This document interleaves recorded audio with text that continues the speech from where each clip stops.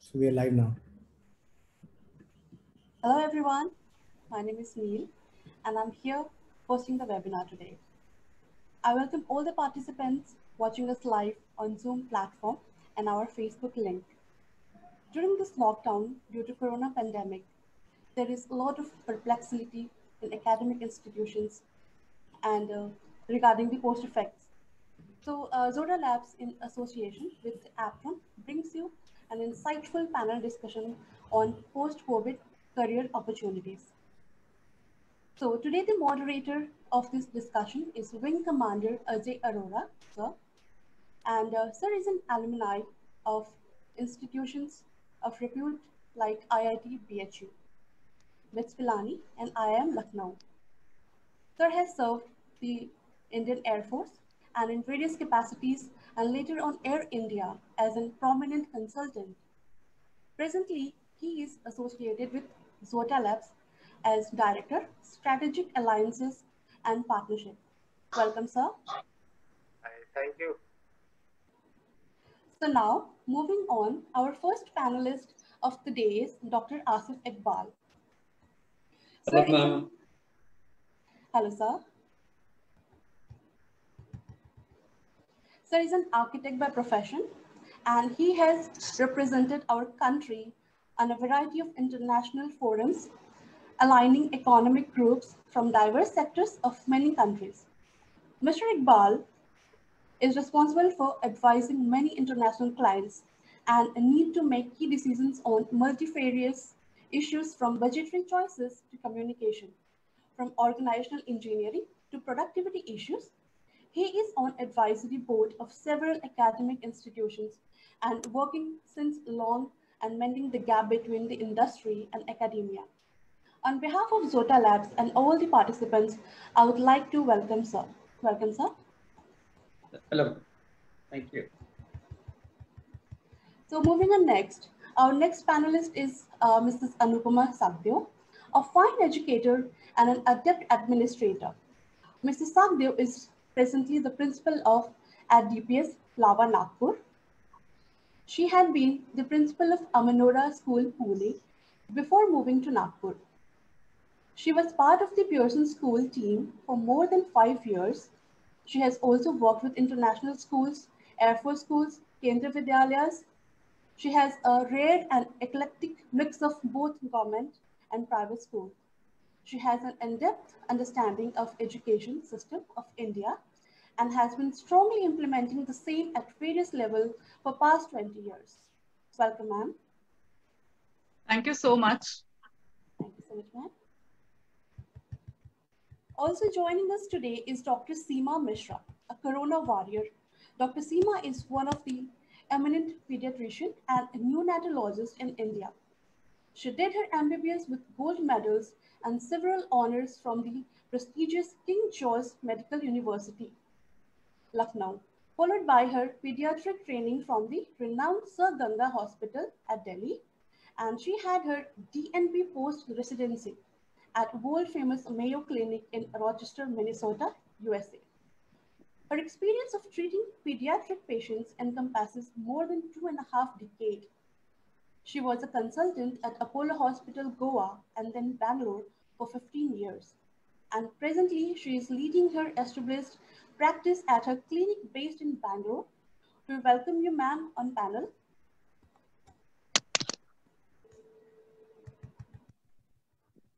So that is all about. Oh.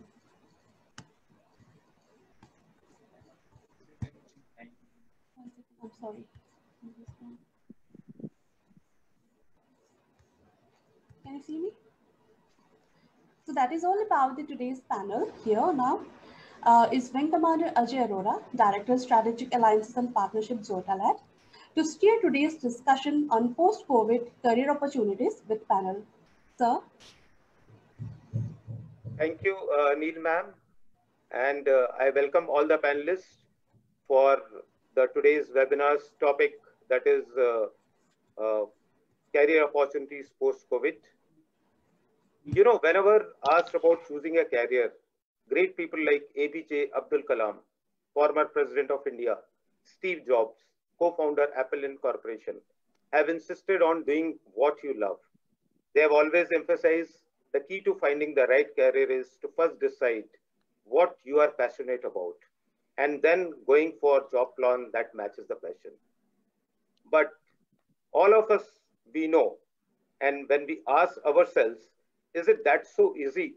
Is it that so simple to figure out what we as a student are passionate about?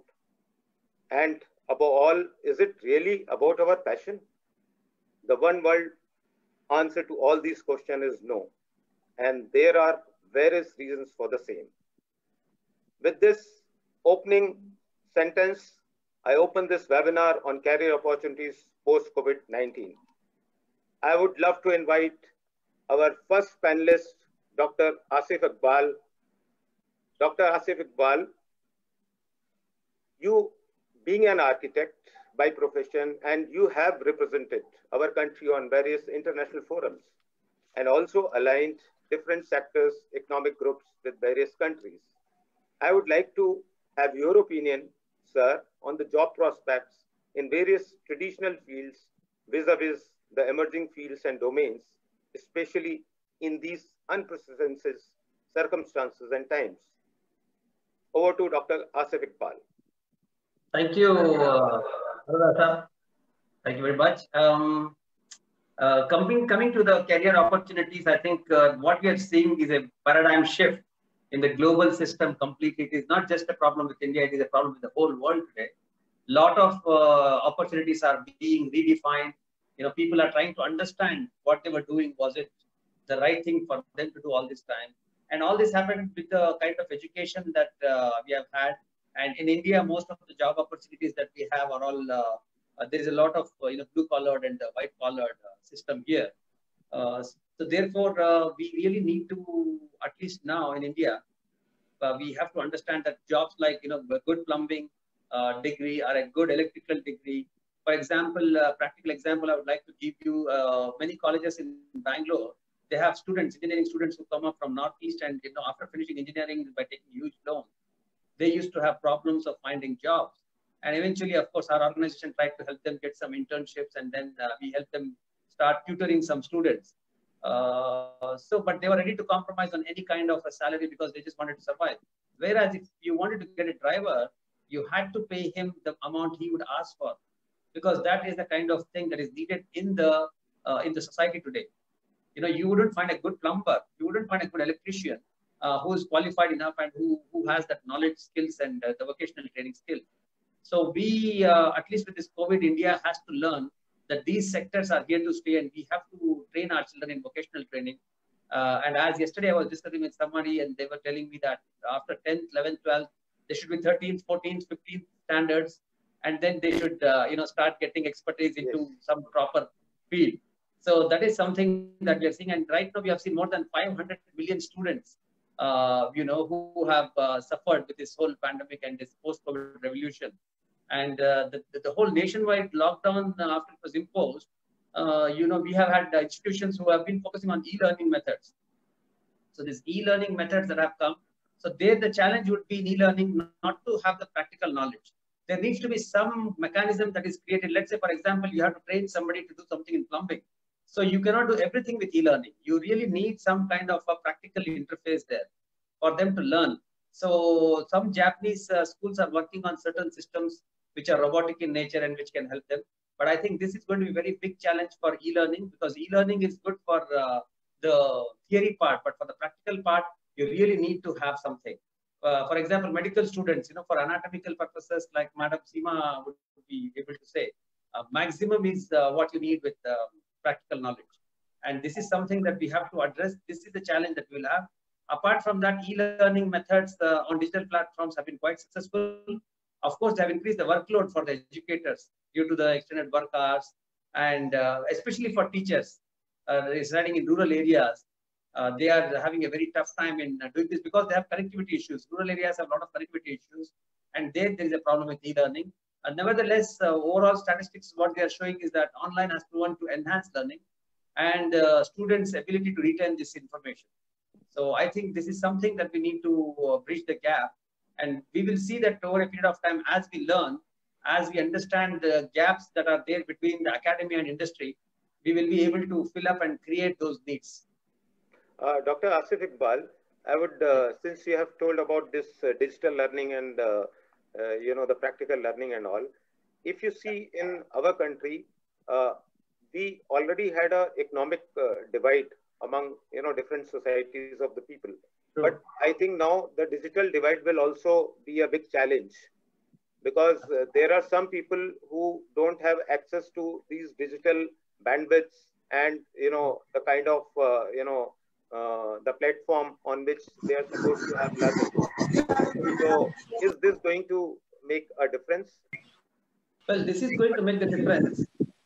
With the connectivity that we have, there is going to be an issue. Like I told you, mentioned you, for rural areas, there has been a lot of connectivity issues, and children are not able to learn. So what some people have done is they have got this in Karnataka. They have got television sets in the homes of villages. Yes.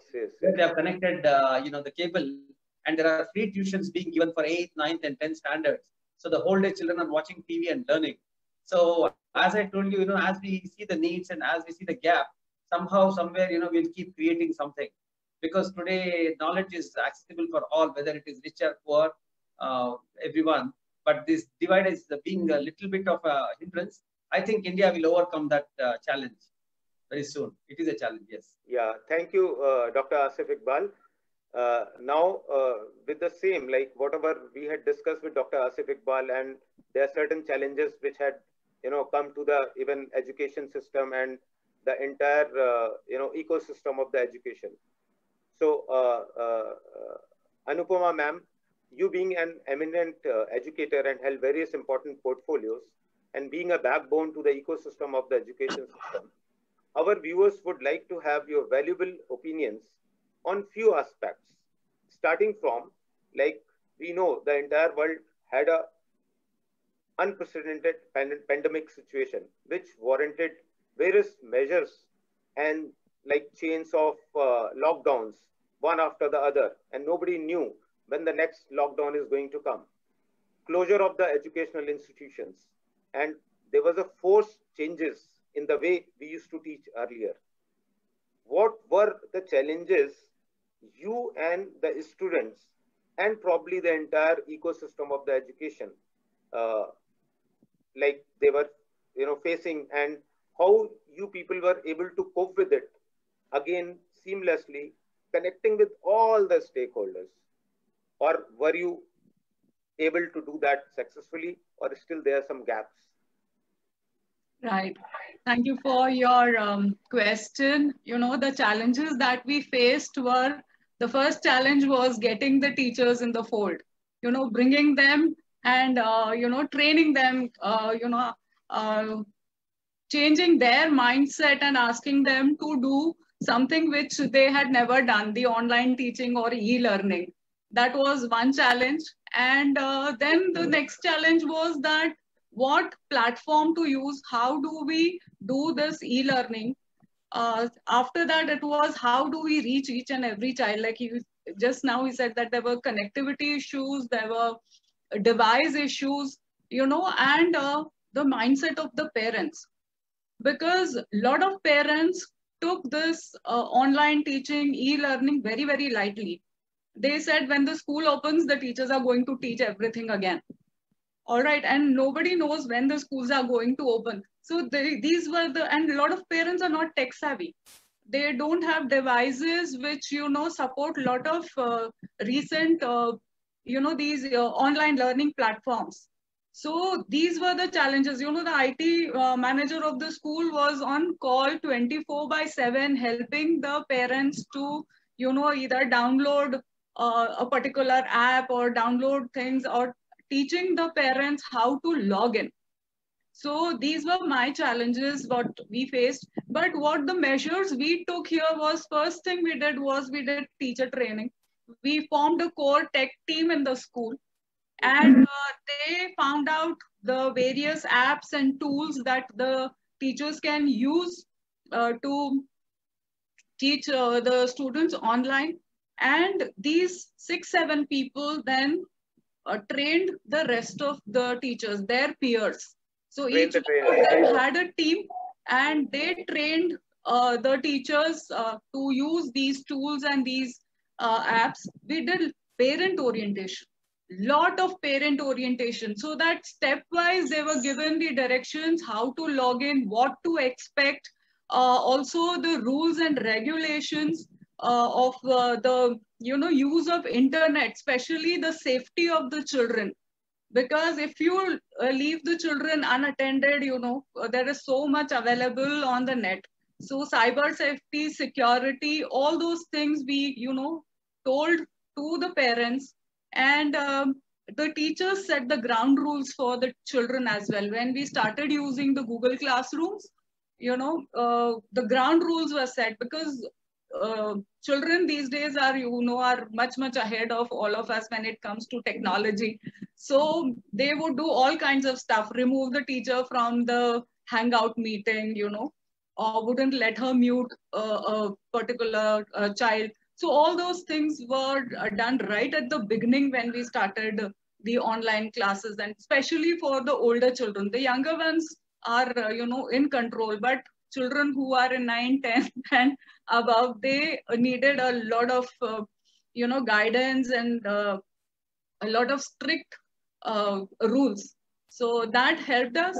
And then what happens is, over a period of time, the novelty of online teaching wears off.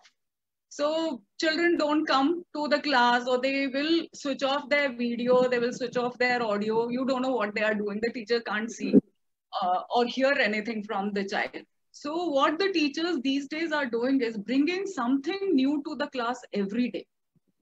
And teachers have started giving the onus onto the child, that every day if we are doing assembly, then these children will be doing this.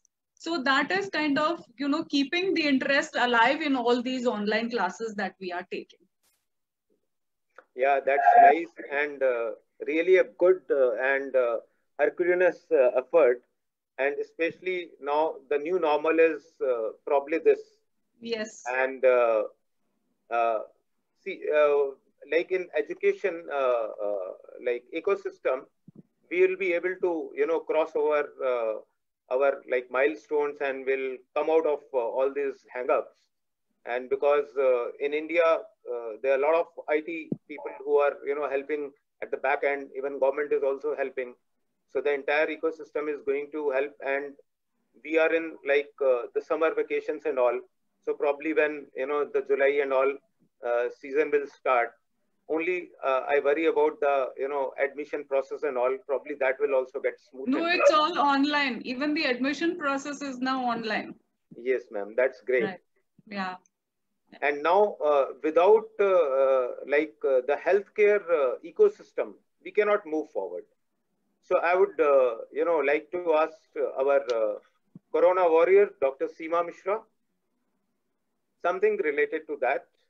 And Dr. Seema, you have been a very successful and respected medical practitioner. And I would like to ask your opinion about the healthcare system, and where are the deficits in our country, and how we can address all these deficits, what we have seen as of now, and how we can improve upon and deal with in future something unprecedented what has happened now. So first, you can just tell us about few deficits.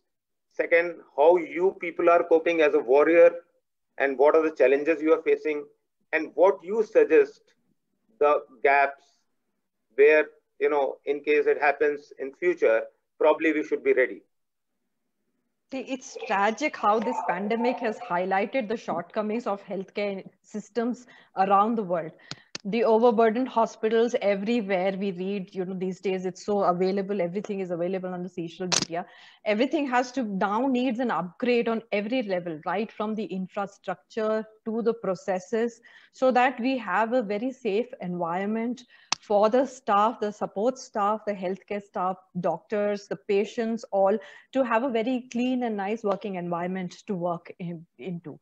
So as far as, we have a lot of deficits which have come up, especially in the Indian scenario, which I would like to highlight. The first one is that, the Indian government, we dedicate only 1.28% of the GDP to the healthcare infrastructures, which is far below what is being done all over the world. It is very less. Now it's been highlighted, blaringly obvious in this current ongoing pandemic. So the public healthcare system is crippled with less doctors. We have low standard equipment. We don't have efficient, drugs which work. So at least, we have to, the political will should be there that at least 3 to 6% of GDP should be dedicated for the healthcare infrastructure throughout the country so that we can face these kind of issues in the future. But this can be a new norm. As we all know, we don't know when this pandemic is going to end. The last pandemic which we had when the Spanish flu was there, as history says, it lasted from 1918 to 1920. But then these platforms which we have these days were not there.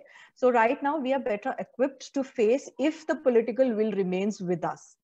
The second thing is the doctor-patient ratio is, as the WHO prescribed norms is 1:1,000. In India, it is not that much. It is around 0.62 to 1,000 population. So it's not that we train less doctors. We have so many colleges in the public sector, in the private sector, but there is a tremendous amount of brain drain happening throughout the country. So all the cream of these good medical colleges, you see all the high medical colleges, all the cream students from there, they prefer to go and work out of the country because of a better work environment and better remunerations. So if we can stop this brain drain from happening by giving them a good environment to work here in the country and as much remuneration, at par with as all over the world and less work hours, then it will be we'll have a good doctor-patient ratio and the patients will not suffer as they are doing now because of non-availability of doctors in the government health sector. So most of the doctors here being trained also join the private health sector. The corporates have come up in a big way. After these MBAs have joined into the healthcare sector, we see a lot of corporates coming up. So it's not the doctors which are not, wanting to work. But there are very few doctors which are joined the corporate sector, but the government hospitals don't have enough staff. The doctors in the government hospital, they have private clinics where they're working. So only the resident level doctors actually see the patients and treat them in the government sectors. So we need to change a lot of things in the ground level scenario where after this pandemic has come, it's become blaringly obvious all these things. The third thing is the most important thing, which will also highlight the political will, is the right brains have to advise our political leaders. People who understand the healthcare system, who know, like the epidemiologists should have been involved right from the beginning. So they would have been able to see each and every case. Like, for example, Karnataka, Bangalore government has been a little better in helping, to find out about each and contact tracing has been going on a little better. So we have a little less caseload here as far as the government is telling the public. The larger picture we don't know, but it's being a little better handled because the epidemiologists were involved here right from the beginning, and they were told to do the patient tracing and contact tracing as soon as possible. So we need a good one government body like the MCI, for example, like in US, there is the CDC, in UK, there is the NHS. So we need a body like the MCI, which has to be given a power so that they can form these guidelines and help us guide in the correct direction from time to time, especially if we have an emerging scenario like the current one. So the political will is a big thing. So as far as handling the situation right now is concerned, the ground level scenario is a little bit difficult for all of us healthcare professionals because see the asymptomatic carriers and all, we don't know. The government is not allowing us to do COVID testing very frequently because of the emerging numbers. We still don't know whether there is a community level transmission because the ICMR is still saying that it's not, but although in our circles, I think there is a community level transmission already well established now. So it is very difficult because every day we have to wear those big PPE and have that mask, which gives us a chronic hypoxia because you are rebreathing your own carbon dioxide half of the time. It gives you a headache, but then you have to walk because that is what You can't help it. See, if you were, for example, in the defense, and if there was a war, you have to go to the front line. So you can't say no to the patient who comes to your door. So you have to keep, working as per the scenario which is there. So I would also like to address the audience which is there with us now, that we need the next generation of doctors, the healthcare support staff, people who will become bureaucrats, to come, and forward and join the system and align it for the better.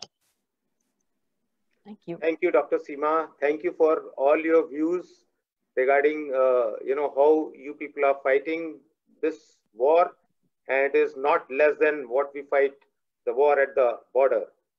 I would now, go over to Dr. Asif Iqbal. And since we have talked about the job prospects, we talked about what are the problems with the education ecosystem and how they are coping with it. We have talked about the healthcare system and how we are coping in our country. Now I would like to move to, little ahead.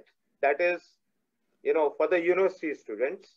And now the basic problem of the university students or anxiety is that how will they get job after this COVID-19 outbreak, and what are the chances of getting a suitable job? So as Dr. Asif initially told, that the jobs have to be aligned with the skill set and lot more have to be done. So I would just like to ask that what are the chances and how they will affect to get a suitable job in the present scenario for university students who are almost passing out this year. Dr. Asif Iqbal. Yes, thank you. I think most of the students, we get a lot of inquiries for interns in the organization, in different companies that we send. And when we study their social behavior, most of them are driven, the job is more to meet their daily needs or to meet ends. So it is less of enjoying the job and more of just finding something to do to meet their needs. So there is a sense of, relating to themselves from the point of a very, intellectual point of view or from a soulful point of view. So if they have to start enjoying what they're doing, and if they start trying to understand and see what they are good at, it is much more important for them. For example, now what has happened was the schools and the universities are already having part of their education system as online. But suddenly this is 100% online. So after the post-COVID, I mean, they are going to be having something like 100% learning program, which is online. So that is a little bit of challenge for them, and they were not prepared for this 100%. They were okay for 5, 10, 20, 30%, but they are not prepared for 100%. Right now, they are seeing 100% penetration of online learning. And while they are doing this, they are being a little bit confused to adjust to this new system of completely online learning, understanding, communicating, and comprehension. Everything is online now. So suddenly they're trying to come to terms with this thing and to see how the simulations can happen. And many students have reported that home learning this program right now is much more stressful than they would have gone to the college or in the school. Why? Because some of the common reasons that they have are, like normal classes may have been difficult, but they used to have that friends and the social atmosphere, which would make them more manageable and less stressful. So you see that they kind of balance that whole social behavior. Now that is missing. And then another thing was the benefits of having friends to socialize with them, and they are not stuck alone. And right now they have nothing but assignments. That's all they have. And even if they have to speak to somebody, they have to, for example, in colleges, people have friends, they might discuss matters which are private to them and personal to them, like tomorrow aajkal boyfriend kya kar raha hai, girlfriend kya kar rahi hai, and things like that. And now suddenly they don't have that, you see. So they need to have that personal space for themselves, and that is going to be very, very stressful for them. And there has to be some kind of balance created. In fact, a company from Finland is working on creating algorithms for this university students to get less stressful. So they are trying to create some exercises and some kind of software that can be incorporated during their education system, which can divert their mind totally and completely out of that focused segment, so that they get freshen up, they get little bit of relaxation and less stressful, so that they can move ahead with being more focused and more interested. Yesterday, day before yesterday, I was having a chat with some of the doctors, and they were telling me that there could be issues with productivity once we understand the results, because right now everything is going on, we have not seen the results.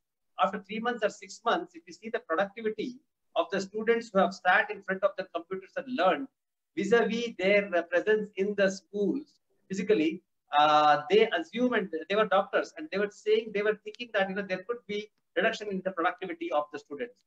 So, but this is something that we have to wait and watch. Though it is convenient, but as I told you, it has come with its own baggage of a little more stress and nothing but the screen and the work that they have to do along with the assignment. So I think we'll have to see this and maybe adapt certain changes. And once we understand the needs of the students, we have to really ask them, and somebody should do a survey of this to the students. And I think your platform is a great platform to try to understand and ask the students, what they are feeling. Is it better or is it worse? Or what is it that they are missing? And what do they think that they should be adaptive here in this approach, so that we can understand their needs and cater to their needs to make them better students and create more productivity. Thank you, Dr. Asif Iqbal. And it is a good point which you have brought out, that in the present system right now, where we have changed from the normal classroom and the days in our schools and colleges, now the students may be facing a lot of agony and anxiety for their future education prospects, and also the upcoming exams which have been postponed. So I would like to ask Mrs. Anupama Sagdeo that, are educators, administrators, students, parents, are they ready for this changed method of teaching and evaluation of their academic performances? Right. So these are two different questions, and I would like to, take them one after the other. The first one you spoke about, anxiety. So anxiety is something, all of us face. I'll give you an example. The farmers in India, each year they are anxious whether the monsoon will come on time or not, and what will happen. But still the farmers go ahead and sow the seed, right? So similarly, I would like to tell these students that they should continue doing their preparations. CBSE has already announced the date of the exams which were left. So it is going to conduct these exams in July, and a lot of, preparations have been done for that. A lot of SOPs have been sent to schools and, the students and the parents. So the exams are going to take place. Similarly, UPSC has announced the dates. So the others will follow suit, the NEET, the JEE, and all those, competitive exams which happen in the country. Definitely it is going to be held. Then universities in India, follow the diktat or the directives given by the government. So already it has come to us that by September, I think most of the universities would start their sessions. So children who are passing out of grade 12 will be able to join then, or even the new sessions in the colleges would start from September. So that has already come. So, and secondly, I would also like to tell the parents that, anxiety is contagious. So they should not pass it on to their own children. And things are going to happen. It may happen 6 months later. So they should not be worried about that. Now, coming to the question that you are asked, that are educators, administrators, students, parents ready for this, changed method of teaching, evaluation, and all that? The educators and the school administrators are ready. My teachers have taken to this online, teaching, learning like fish takes to water. The challenge is with parents and the students. Any change is faced with a resistance. Initially, that happens because it's something totally new. The parents have never seen anything like this, and they still know the traditional method of teaching and learning. So for them, it is a big, big change, a big, paradigm shift, as Professor Dr. Iqbal has said. So it is going to take some time for the parents to accept this. Children are more, open to this kind of learning because they are much more, what I would say, ready to learn new things. And technology is something now, these are all digital natives. These children are born with the technology. We all are digital, immigrants. We have learned how to use this. So for a child who is born with a mobile phone, knows how to move around and, open apps and do things and like that. So for children, it's not that difficult. Now coming to the evaluation process, the evaluation methods right now which we have are good for checking assimilation. They are not so good to check or evaluate the entire terms learning or anything like that. But tests like GMAT, GRE, SAT, IELTS are happening online for I don't know how many years now. And students are preparing for that. So similarly, I think the school-based exams or the board-based exams will also become online. CBSE is seriously thinking and looking at doing away with the pen paper test from 2023. So a lot of changes going to happen in the way the children are evaluated. Thank you, ma'am. I am seeing a lot of questions on the same, like, no one understands our problem. Somebody has written, which are, facing by online classes. They have got headache, eye problems, a lot of problems they are facing. And even for the teacher also, it's like way more hectic to teach and all. So I would like to ask Dr. Seema that how do you advise university and school students or school like teachers for the new normal after COVID-19 pandemic? As a healthcare professional, how can we help students facing agony and all these changes and anxiety for their present education, what they are going online, and also their future education prospects and the anxiety over the upcoming exams which have been postponed right now? See, these kind of questions have been coming to me right from the time the online classes have been started. Already the children and the teachers are facing a lot of problems like eye redness of eyes and watering of eyes and headache and all these problems, which is obviously because of the being on online all the time. I mean, the schools also, I think, I don't know really, Madam Anupama will tell us for the better. The schools have, I think, set up a schedule for 8:30 to 2 as the physical attendance, not like that. No. Some schools have set up from 8:30 to 2, which I think is too much for a child to sit in front of the screen, even if with 15 minutes break in between. So I think at least 3 hours a day norm should be fine. I feel, that will be better. But then my advice to all my children is, because you have tendency not to blink when you're seeing the screen quite a bit. So frequent blinkings, we say, is advised. After, say, about, every 20 minutes, you have to see a far object, say 20 feet away, to let your eyes relax a bit. So all these small things have to be, addressed for the teachers and for the students.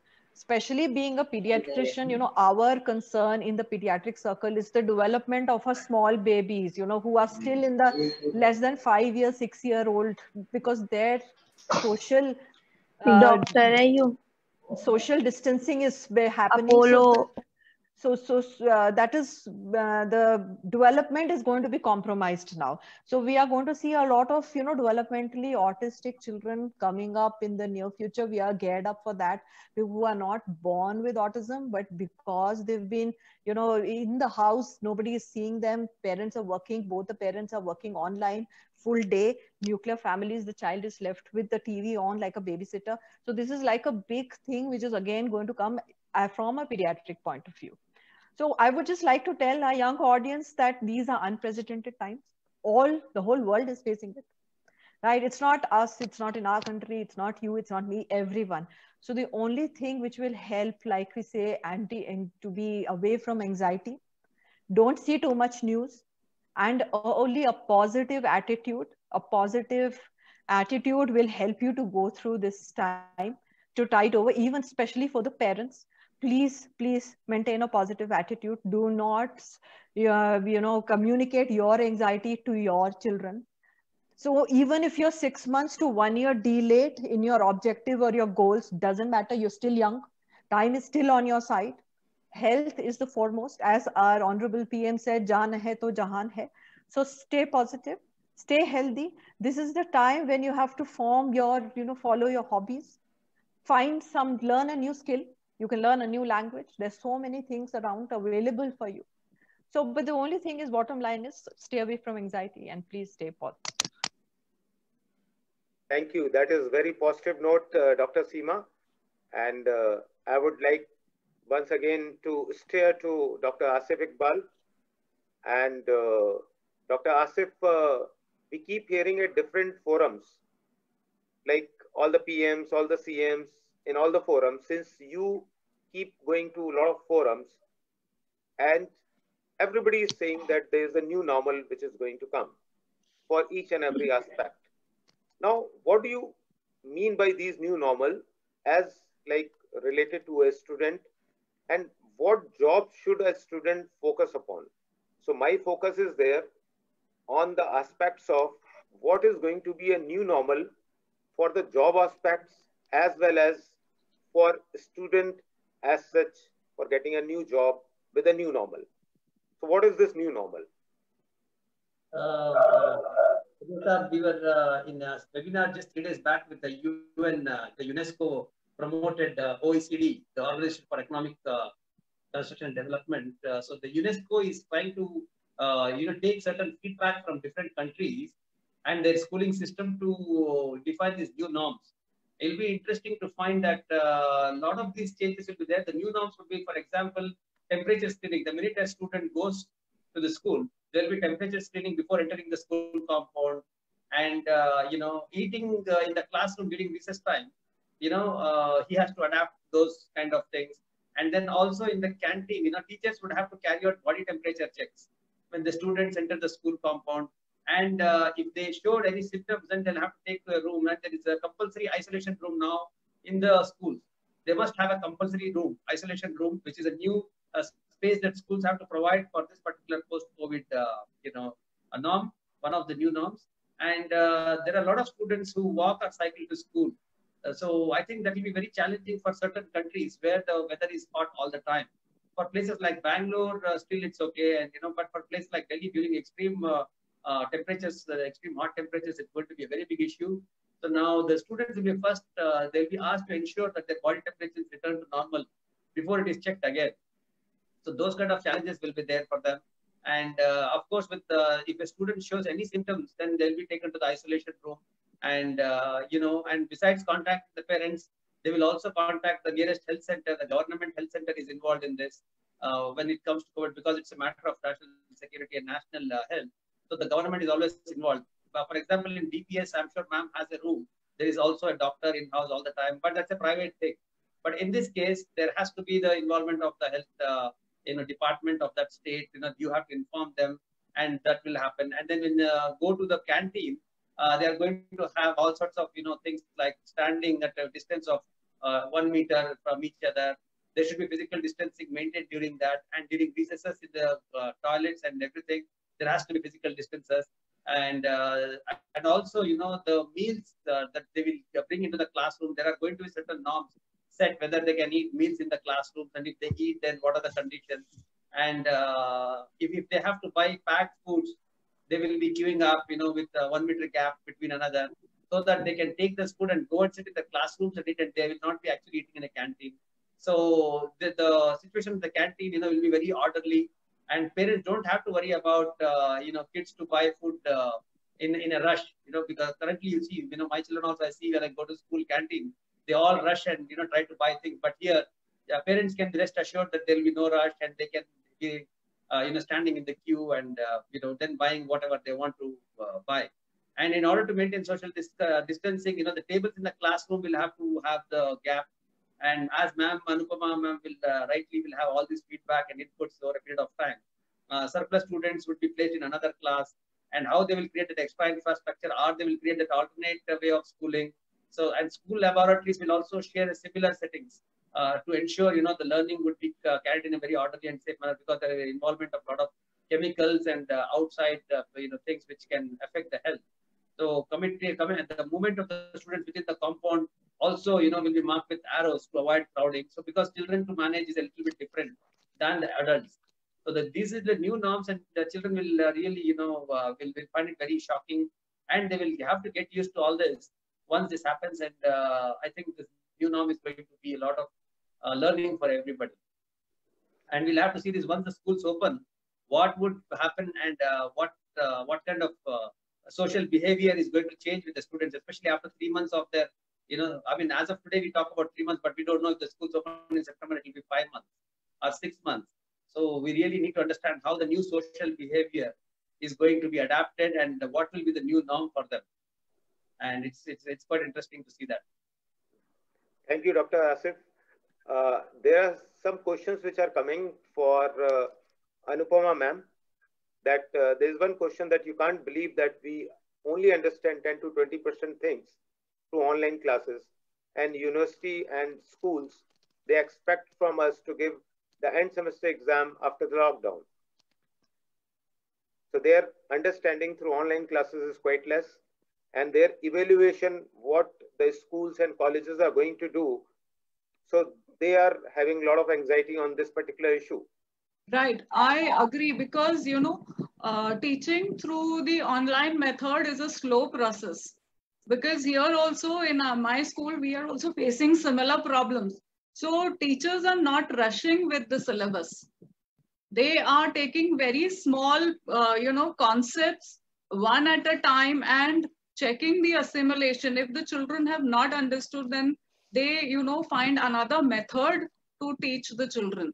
So what I would, advise the schools and the colleges is that do not rush with the portions, okay, and give the children time to understand and change the strategy, change the method in which the teachers are teaching the children, and check assimilation. How much have the children understood? And there are a lot of tools available online also where the teachers can check the assimilation. Once she finds that all the children have understood, then move on to the next topic. That would be my advice to the teachers. So right. And I would also say, like, the onus of the learning through online is on the student. It's more on the student. Teacher here is only the facilitator. So there are some children who would finish the entire lesson in one go. They find videos, they'll find all kinds of things on the online internet and would finish that off. But there are children who are taking time. So the teacher needs to ensure that she takes each and every child and then moves ahead with the syllabus and the portions that they are teaching, whether it is in college or whether it is in, the schools. Connected with this question, I would like to ask that, Dr. Seema and Dr. Asif Iqbal both have pointed out that earlier the lifeline for, all of us, especially the students, used to be friends, teachers, and the beautiful school environment that provided the holistic growth to every child. Now that may either be missing or partially available to the students. How this will affect the students' overall growth? If I'll go first, okay, Dr. Iqbal, if you don't mind. Yeah. So these are unprecedented times. We still do not know, as Dr. Asif correctly pointed out when he was speaking. We still don't know. This is an ongoing process. Around 3 to 6 months down the line, we will have to see what is actually, the real impact of this COVID-19 situation. So how much, I think depressions, anxiety levels, all this is really going to be a new norm for the, all the students who are trying to get, into these online classes. But yes, social behavior is again going to be, like you rightly said, it's going to be really affected, because students used to de-stress with each other, with their friends. But luckily these days they have phone and social medias, and if they're a little older, they know how to manage it. So, but imagine our generation, when we had, it would have been so much worse. Our children can immediately call up their friends and talk it out and, whatever, cry it out. to them. So they are a little bit more, I think, equipped to handle this situation. But of course, we have to see as we move along with this COVID-19 situation. Let's see how we are going to be affected, how our future generation is going to gear up and face up with all this. But yeah, as far as again the developmental assessment of young children, we are keeping a very close watch on our development of our young patients who are registered with us, and trying to follow it up regularly and trying to advise the parents how to not get into a situation which is going to be really difficult for them in the future. Thank you. Over to Dr. Asif Iqbal and Mrs. Anupama on this issue. So can I, yes, add something to what Dr. Seema had said? We are taking care of the socio-emotional needs of the students by conducting various activities. We had conducted an online summer camp called Fanshala. So all my teachers, the sports teachers, the dance teachers, the music teacher, the art teacher, they, recorded their videos, and which we would send to the children every day, and there would be a live hangout session with teachers. So there were teachers who had 13, 14 students with them, and then she would conduct this fanshala, and the children would make do these activities, and they would also see their own friends and classmates doing it. So this was one way. Then every Wednesday we have our school assembly, which is live streamed. So children, in the morning, get up, get dressed, wear their school uniform and attend the assembly. It's just like the school assembly that we have. So, we sing the prayer, the national anthem, it starts with chanting of Om, then, thought of the day, that there is a news, and one of the other teachers or the school principal, like I, we address the students as well. So they feel that as if, the school's going to start. Then there is another activity that we do. It's called Star of the Week. And, every week, one child of the class is the star of that particular class. And the parents share the likes, dislike, share his photographs and all that. So the other classmates get to know this child. And we also conduct life skill classes every Saturday. Now, these life skills classes are conducted by showing them a movie. Now, these movies, address all kinds of issues. It could be, an issue like watching too much of television in the younger classes, to issues like bullying in the higher classes, sibling rivalry. And there is a very powerful movie, which is about 20-25 minutes, which is shown. And then there is a discussion around that. So these are conducted on Saturdays, and children eagerly wait for the Saturday movie screening and the discussion which revolves around. There are some worksheets which the children, fill in after the movie and the discussion is done. And in these worksheets, the questions are there where there are no right or wrong answers. Whatever the children feel like, they just write down, they express their feelings.